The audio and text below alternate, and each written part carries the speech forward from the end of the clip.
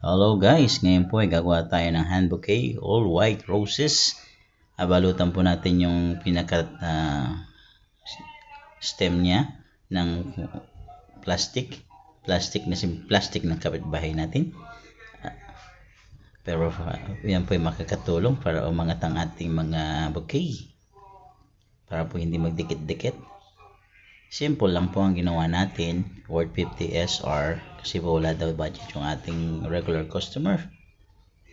Yan po na pagsama-sama na po natin siya na bilog. Pagkatapos mabilog, lalagyan po natin siya ng gypso at lemon leaf, pandagdag design po, para po magmukhang maganda, sing ganda ng lola nyo. Di po ba?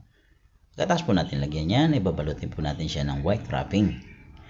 Babalutin po natin siya na parang tinapa. Joke lang. Hindi po. Gagamutin po natin siya.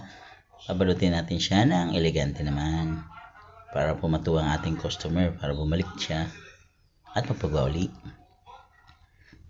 Yan po, tape na po natin. Babalutin na po natin siya. Magtutupi lang po tayo ng pang balot. Hindi po pantin na pa ha. Pang bouquet po. Ayusin po natin yung balot magkabila. Tutupi po tayo ng dalawang tupi. Lalagay po natin sa kabilang side. Pag nalagay na po natin sa side na yun, lalagay din po tayo sa kabilang side. Same lang po. Tapos palipot lang po hanggang makumpleto yung ating way.